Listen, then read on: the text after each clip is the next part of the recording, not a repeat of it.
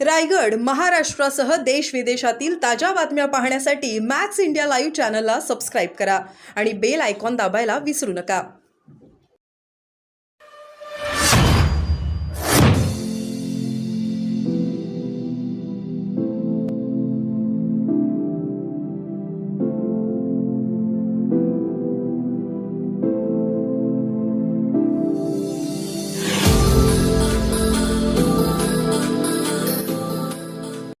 की राऊतांनी हिंमत असेल तर नाव घेऊन आरोप करावं. नाव घेऊन आरोप केल्यानंतर बघा 2 वर्षाची सजा होईल. काय वक्तव्य केलं होतं? विरोधात बोलले होते किरीट सोमय्या. हे बघ, किरीट सोमय्या हा प्राणी कसा आहे, जितनी चावी भरी रामने उतना चले खिलवाना. कोणतरी चावी देत असतात.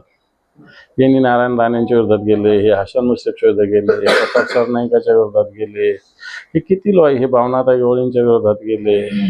काय झालं, हेच लोक तुमच्या पक्षाचे नेते झाले.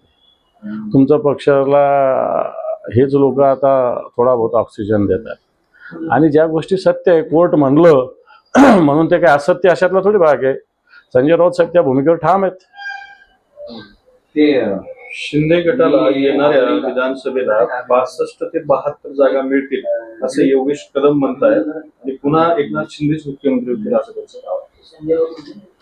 मग आता एकनाथ शिंदे जे आहेत मुख्यमंत्री, ते शेवटचे 2 महिने आता राहिलेले आहे.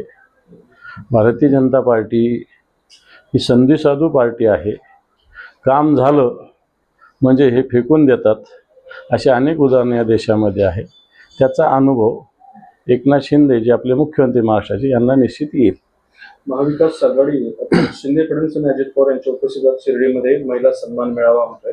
30 ते 40,000 महिला कार्यक्रमाला उपस्थित राहणार आहेत. विखेंच्या मतदारसंघात हे सगळं सरकारी खर्चाने गावगावचे तलाठी, ग्रामसेवक, कृषी सहाय्यक, अंगणवाडी सेविका, खरं तर मी ती भूमिका तुमच्या माध्यमातून मांडू इच्छितो.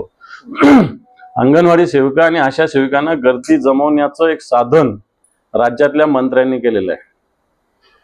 कोणताही कार्यक्रम असो, परवा आपल्या इथे काही कार्यक्रम होता, धनंजय मुंडे यांना होता, अंगणवाडी सेविका या, आशा सेविका या. का? तुम्ही जमा करा ना. तुमच्या पक्षाला मानणाऱ्या महिला असतील त्यांना जमा करा ना. तुम्ही या सगळ्या भगिनींना का जमा करता काम सोडून? आणि म्हणून अशा पद्धतीनं जर महिला जमा करणार असाल सरकारी खर्चाने, तर मला ते महाराष्ट्रात सगळीकडे करतं. यांनी जनता दरबारी आधी केलं होतं काय, शासन आपल्या दारी, तर शासनाने यांनाच घरी पाठवलं. आता किती करा सन्मान, महिलांना माहिती आहे किती सन्मान करतात त्यांचा. महाविकास आघाडीचे सर्व शहराध्यक्षांनी एकत्र येत आज मेट्रो सुरू व्हावी अशी भूमिका घेतली आहे. मेट्रो बाहेर आंदोलन सुरू आहे, उद्घाटन करतात मेट्रोचं. चांगलं आहे. शेवटी कोण येतं आणि न येतं त्याच्यासाठी जनतेसाठी ज्या सुविधा निर्माण केल्या थांबण्याची आवश्यकता नाही असं मला वाटतं. ठीक आहे, पंतप्रधान येणार होते, त्यांचा आदर आहे. आज जर ते आले नाही म्हणून सुरू होणार नसेल तर त्यांनी ऑनलाईन तिथून बटन दाबून सुरू करावं.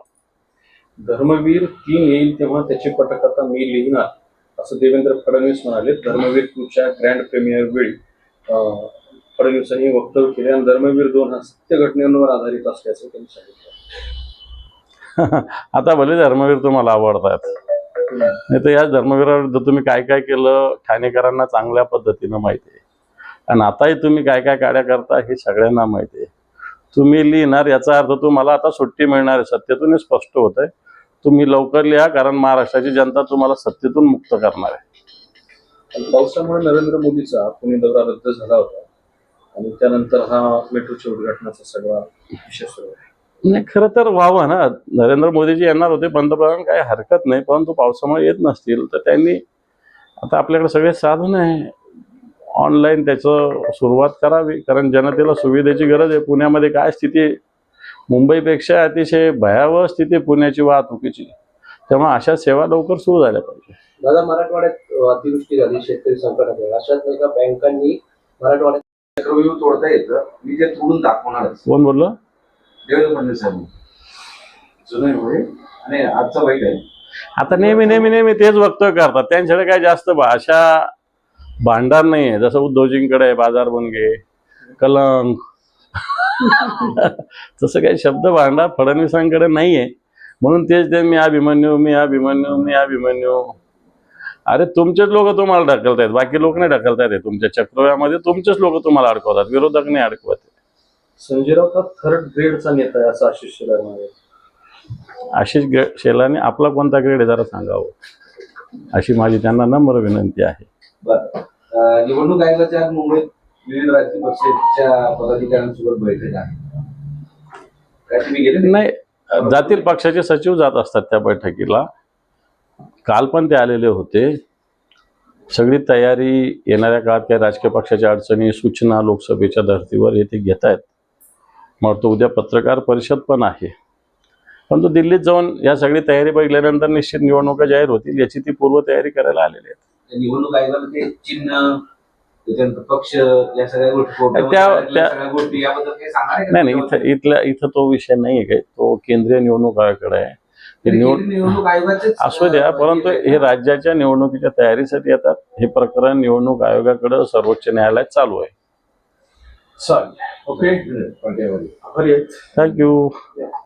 काढला होता जेव्हा संभाजीनगरला मेळावा झाला भाजप पदाधिकाऱ्यांचा, त्यामध्ये आपलं कोणी काही वाकडं करू शकत नाही, आपला विजय निश्चित असेल असं ते कार्यकर्त्यांना मार्गदर्शन हे करतात. कोणत्याही पक्षाचा नेता आपल्या कार्यकर्त्याला आपला विजय निश्चित म्हणत होता. 400 पार हे लोकसभेला म्हणत होते, आता 45 पार ते म्हणत होते.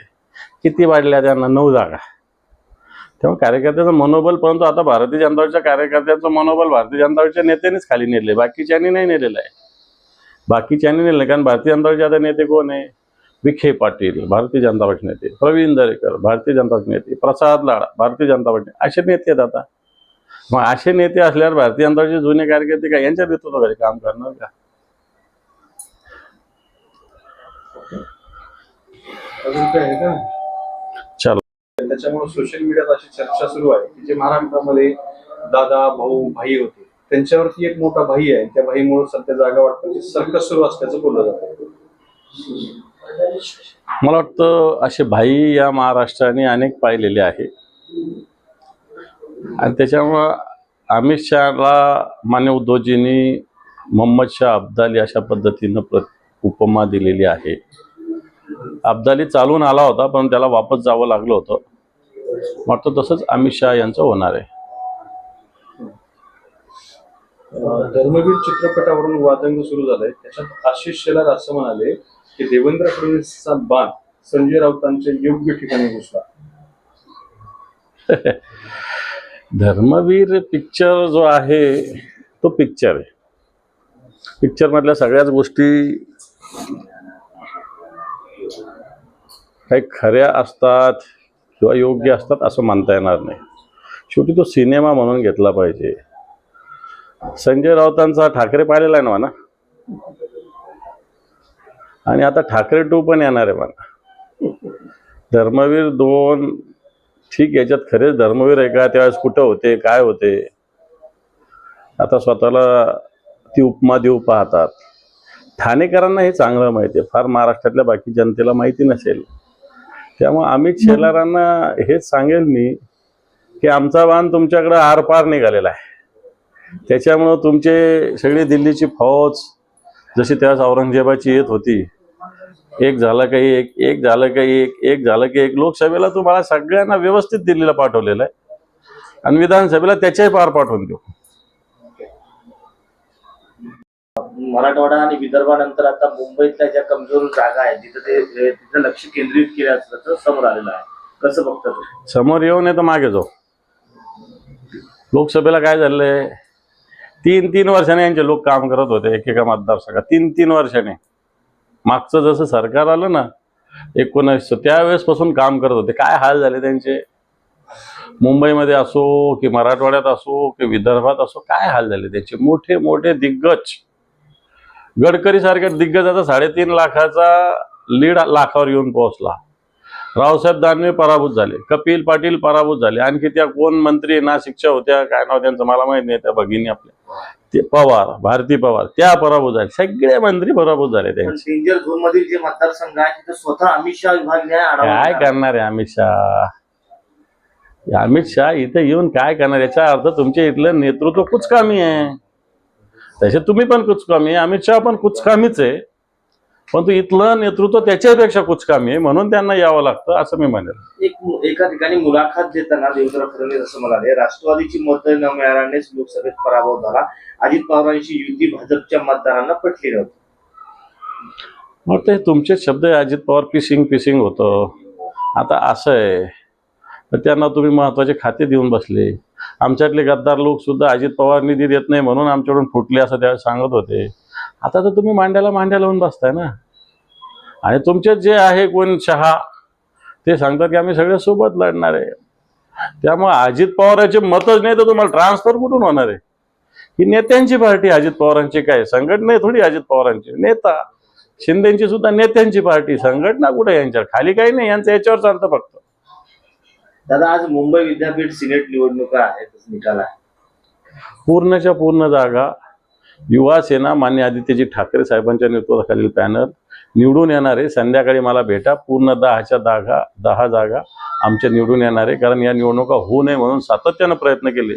शेवटी उच्च न्यायालयाला त्याच्यात हस्तक्षेप करावा लागला. त्यावेळेस त्या निवडणुका होतात, कारण यांच्या मनात भीती होती. निवडणुका घ्यायला हे घाबरतात. स्वारगेटचं मेट्रोचं